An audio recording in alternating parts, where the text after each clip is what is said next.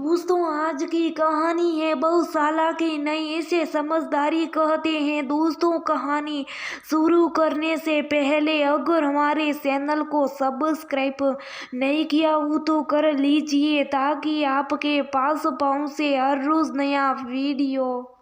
भाभी शेर आकर आप बहुत चालाक होगी। साड़ियों की दुकान पर मोल भाव करते देख घर आकर ननद सगुना ने हिना से कहा, होगी क्यों नहीं, पति को उंगलियों पर नाचने के लिए चालाक तो बनना पड़ेगा। सास सुरेश जी ने बिना एक पल गवाए हिना को ताना दिया। हिना कुछ ना बोला कर अपने काम पर लग गई। हिना की शादी अतुल से हुए 3 साल हो गए थे। उनका 2 साल का बेटा कुमार है। अतुल शहर में नौकरी करता था और हिना सास ससुर और ननद के साथ गांव में रहती थी।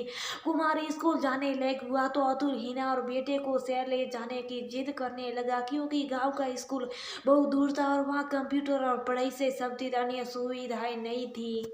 सुकेश जी नहीं चाहती थी कि हिना शहर जाए, क्योंकि वह शहर चली गई तो घर के काम की जिम्मेदारी उनके ऊपर आ जाएगी। दूसरा, उसके अनुसार हिना शहर जाकर वह के रंग रंग में जाएगी और सास ससुर और ननद को भूल जाएगी। लेकिन अतुल के आगे उनकी एक ना चली।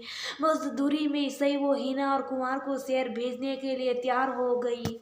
अतुल एक प्राइवेट फार्म में काम करता था। महीने के 4-5 दिन या कभी कभी से अधिक भी शहर से बाहर टूर पर रहता, इसलिए हिना के ऊपर घर बार की सारी जिम्मेदारी आ गई। पहले तो वह घबराई, पर अतुल के सहयोग से धीरे धीरे सब सीख गया। अतुल ने उसे बाहर का काम और गाड़ी चलाना भी सिखा दिया था।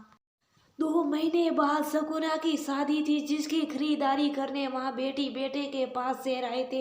यहाँ भी मौका मिलती सुकेश जी हिना को गाय बगाए ताने मारती देती। हिना और दिन की तरह आज भी मुस्कुराती। उसका सोचना था कि वह कुछ दिनों के लिए आए हैं, फिर क्यों बात को बिगाड़कर घर का माहौल खराब करना।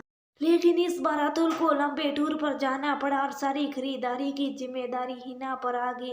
हिना सुबह सारा काम करती, फिर नाश्ता करके सुकेश जी जगुना और कुमार को लेकर शॉपिंग करने जाती। आकर हिना खाना बनाती। जिस तरह से हिना घर बार की जिम्मेदारी निभा रही थी, उसे देख सुकेश जी खुश होने के बजाय परेशान रहती। उन्हें लगता हिना उसके हाथ से निकल गई और अब उनका कहना नहीं मानेगी।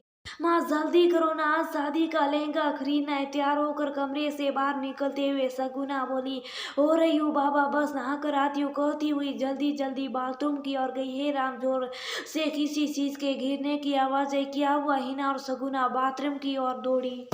का सुकेश जी फर्श पर गिरी हुई और एक पैर पूरी तरह से मुड़ गया और वह दर्द से करा रही। किसी तरह हिना और सगुना सुकेश जी को सहारा देकर बिस्तर ले गई। सुकेश जी का बायां पैर सूज गया था और उसमें बहुत दर्द हो रहा था। सगुना माँ की हालत देखकर रोने लगी। किसी तरह हिना ने उसे सूप कराया, उसे कुमार के साथ घर पर रुकने के लिए कहा और खुद सुकेश जी को गाड़ी में बैठा कर अस्पताल गई।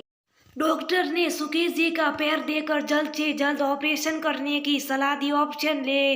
लेकिन डॉक्टर साहब, मेरा बेटा या नहीं? सुकेश जी घबरा कर बोली, मम्मी जी मैं हूं ना, आप चिंता मत करिए। डॉक्टर साहब आप ऑपरेशन कर दीजिए। ठीक है, हम ऑपरेशन की तैयारी कर दे, जब तक आप पैर से रिसेप्शन में जमा करा दीजिए। सुकेश जी का ऑपरेशन बिना किसी बाधा के हो गया। सगुना कुमार के साथ घर में रहती और हिना सुकेश जी के साथ रात दिन अस्पताल में उनकी देखभाल करती।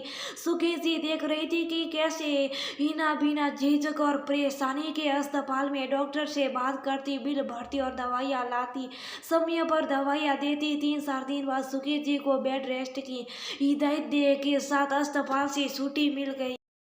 घर में भी हिना सास का बहुत ध्यान रखती। 1 हफ्ते बाद अतुल घर आया। माँ ये सब कैसे हो गया? बस बेटा किस्मत में लिखा था। लेकिन बहू ने सब संभालिया, नहीं तो पता नहीं क्या होता। सच्ची भाई, हम तो घबरा गए थे। भाई भाभी शहर आकर बहुत चालाक हो गई। आके मटकाते हुए सगुना बोली, नहीं सगुना, इसे चालाकी नहीं समझदारी कहते हैं ना। तू इसे भी घर बार के सारे काम सिखा थे ताकि मेरी तरह इसकी सास भी इस पर नाच करे। जी मम्मी जी, पहली बार सास के मुंह से मैं अपनी बधाई सुनकर हिना बहुत खुश